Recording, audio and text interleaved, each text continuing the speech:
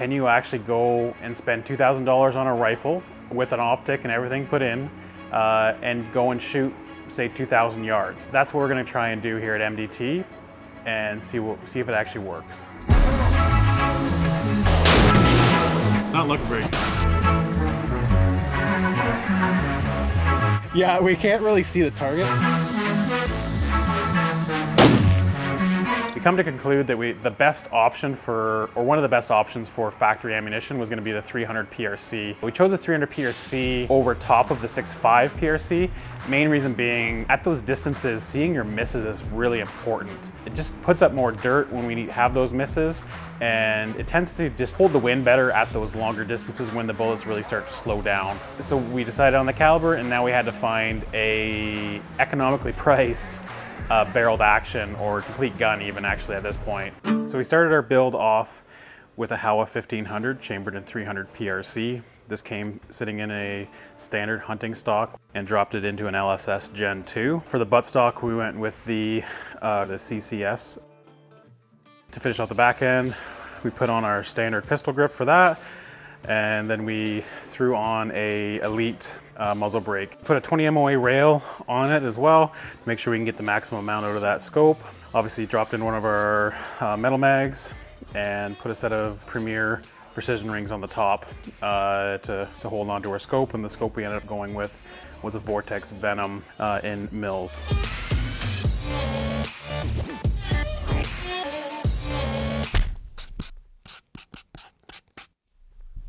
So the ideal group size we're looking for is, around a half MOA. We are shooting quite a distance out there, so we want to make sure we get as accurate ammo as we can. With being factory ammo, I'll probably be happy with 3/4 of MOA. So we're gonna set a plumb line here, so we'll be able to line our reticle up with that, and make sure that everything's good to go. Especially when we're reaching out to these far distances, it's gonna be crucial that everything's level. Okay, let's go shoot. The bigger thing I'm more concerned about is actually the speed that we're going to be running at, the extreme spread and the standard deviation. If we can keep the extreme spread below 30 and keep the standard deviation in the teens, I'll be okay with that. I don't know if this is going to be accurate. It's not looking very good. My biggest concern actually is how thin the barrel is, and knowing how fast they will heat up, especially with this big cartridge. Likely we're only going to be able to get 2 shots, 3 shots at a time that are going to be accurate and consistent. We're going to have to let that cool down for a bit. So we grabbed 2 different lots of Hornady 125 grain ELDM 300 PRC ammo to try out here. The first lot I wasn't happy with. It had some pretty big extreme spreads in it. So I dropped over to a second lot we had, and it seemed to be a little bit better. Big shot group like that, that's positive. Extreme spread is still pretty big. It's like in the high 40s. Standard deviation though is not horrible. It's in the 20s, low 20s. So we can deal with that. It's gonna be a bit of a challenge for sure. Group size, pretty happy with the way the ammo turned out. I got a group anywhere, I gotta go and measure them, but I'm gonna say anywhere from about 1/3 of a minute up to about 3/4 of a minute. So not too bad. And she's zeroed in and ready to go, and we'll hit the road in the morning and see what we can actually do with the gun at distance. Yeah, I'm feeling pretty confident. I think pretty confident that we're gonna be able to make sure we get some impacts on that steel. So we left Chilliwack this morning. We had about a 3-hour drive up here to where we're meeting up with Warren and Dave at the gas station. They were willing to come out here and scout this great spot out for us, bring out their Jeep and a bunch of their kit as well to help us out. We also got Josh, one of our engineers here as well. He's gonna be helping me out spot. He's really good on the glass, and he's probably gonna be doing a bit of shooting as well. And Derek, our marketing manager, also came out. We wanted to make sure we had enough vehicles to get in and out of here. It's pretty rough terrain. We transferred a bunch of equipment around, got all sorted out, and then we went up to the trailhead, dropped off the side-by-side. Josh and I jumped in that, and the other guys jumped in their Jeeps. Warren jumped in with Derek, and they came up to our shooting location so they can get some ranges and stuff like that, start getting set up. And the rest of us went over and set the targets. It's got a nice big rock face on it. We did clear a little bit of brush around it just to make sure we can see a little more splash.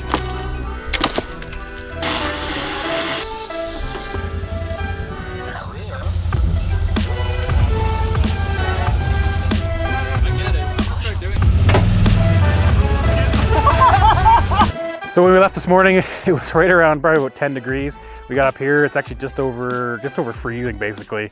So we got a fire all set up, ready to go. We're gonna cook some food on that and stay warm and make sure we aren't shivering too much for when we're shooting. We built you guys a present. Oh yeah?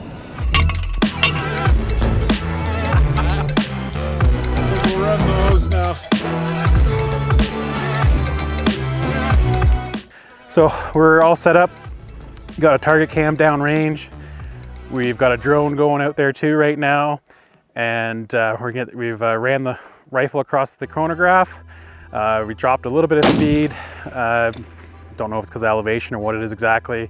The other interesting thing was too, before I think it was right around 27 or 28 mils we needed when we sighted in a couple days ago.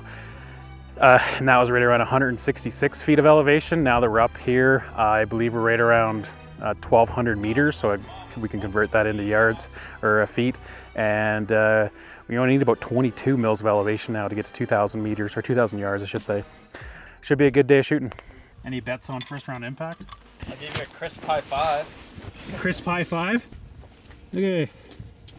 Water out. Shooter on.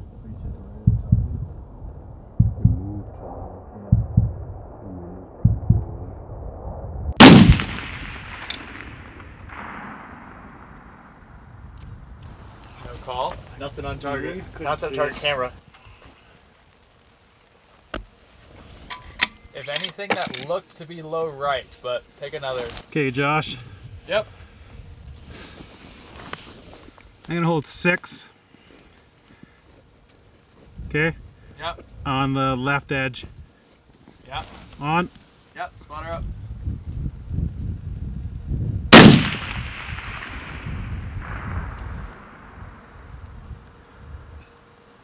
Not seen anything, man.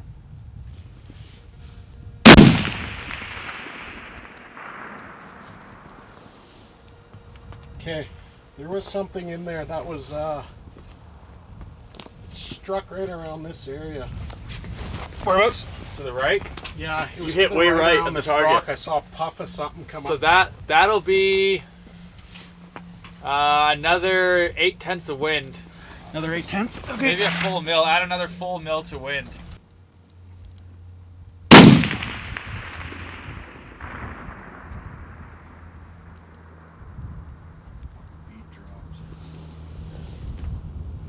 Nothing, my guy. Okay. Gonna let it cool down. Yeah. Yeah, we can't really see the target.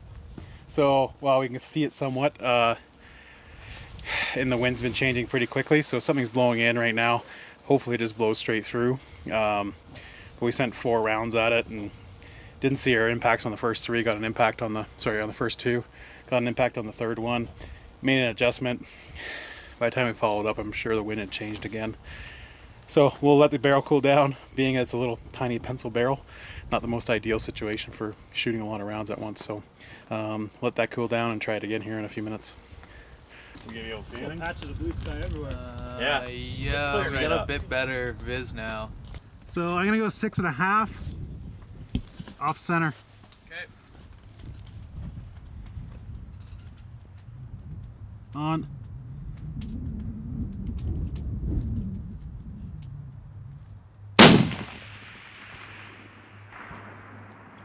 There's nothing for splash in that area at all. There was nothing there. So the target we're looking at is only 0.4 of a mil tall, meaning that the variance in speed we're seeing, the 50 feet per second-ish extreme spread in the ammo, easily pushes the bullet up high or down low.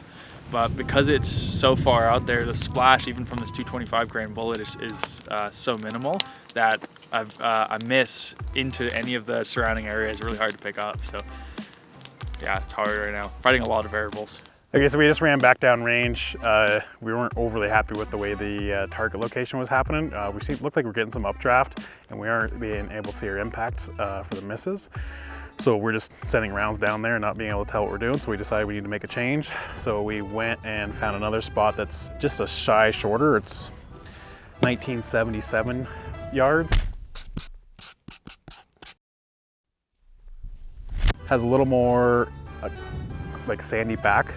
above and below, and on either side of it as well. So we're pretty confident we're going to be able to see some splash now from that. I'm going to get Josh on the gun shooting, and I'm going to spot myself in my glass, and then see if we can get it all sorted out here. Okay, on.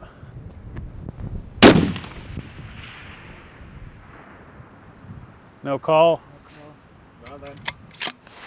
Send one more. Hold top of plate. Okay. Take off a 1/2 mil. A wind. Yep. On. On. Go on.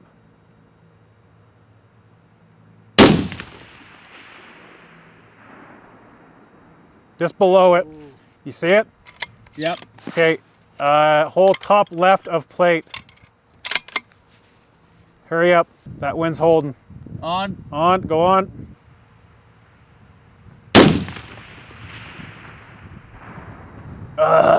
Where was that? No idea. I didn't see it either. Nothing on my Just end. dancing around the damn thing. Okay, let's let it cool. Yeah, let it cool down. We're starting to get goofy rounds.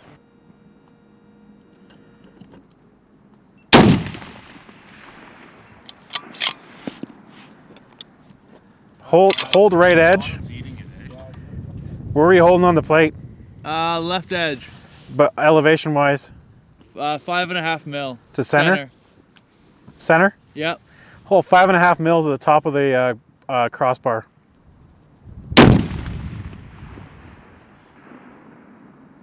There it was. I see it. Okay. Where's Come that? down 0.4. Down 0.4? Yep. Same hold? And right a 1/2 mil. Right 1/2 mil. Yep.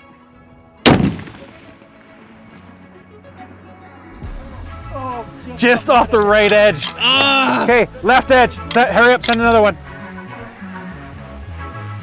Just hold off the left edge. Go whenever you're ready.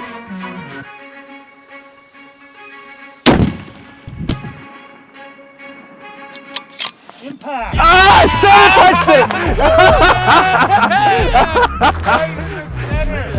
center punched it too, dude. Wow. There, man. Team effort, boys. What a weird. Yeah, so that was a lot harder than we expected. We had to move the target once. The backsplash on the first one was not great, so we had to move to a lot sandier backsplash, which really helped out. We ended up switching out Josh to shoot, and I got on the glass. I got a little more experience spotting, so it worked out a little better. And Josh is super consistent on pulling the trigger, so it worked out good to team up together like that. We were able to, once we transitioned to the other spot, we had 2 or 3 rounds that were within inches of the target, and then the last round we sent there was a solid center punch. We had some major wind changes happening downrange there. We had a big cut here coming through that was really tough to read and tough to work with. And we basically had to work off our last shot for our next wind call, and it stayed steady for a little bit, and we were able to get a couple follow-up shots there that worked out well. Great day of shooting here with the guys. And the guys up here in Kelowna, they did a great job of finding these spots for us and really setting us up for success. So overall, fantastic day, and looking forward to doing it again. So we got one in the crosser, one that bounced in, and the center impact, and some spray, it looks like, possibly from getting around it. So There's a bit of jacket down there. yeah, there's some yeah. jacket there. Yeah. Crazy. Yeah. All right, split apart.